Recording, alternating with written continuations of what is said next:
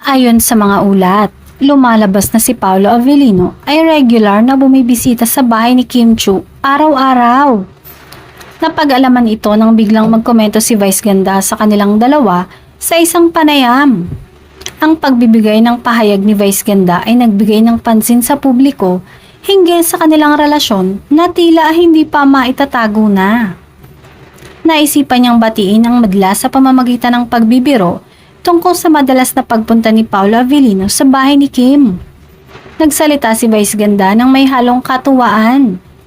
Buti pa si Kim Chiu, araw-araw dinadalaw sa bahay. Ang pahayag na ito ay nagbigay daan agad sa mga usap-usapan tungkol sa tunay na estado ng kanilang relasyon.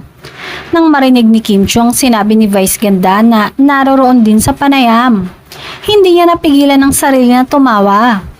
Ang reaksyong ito ni Kim ay tila nagpapakita ng kanyang pag-amin sa katotohanan ng kanilang sitwasyon. Ang pagtawa ni Kim ay maaring magpahiwatig na hindi na siya nagtatago pa ng anumang detalye tungkol sa kanilang relasyon ni Paolo. Walang diretsahan na pag-amin, ngunit hindi naman nila dinideny, kaya't sapat na umano yun sa madlang people, lalo na sa Kim Pao fans na umaasa na endgame na ng kanilang mga idolo.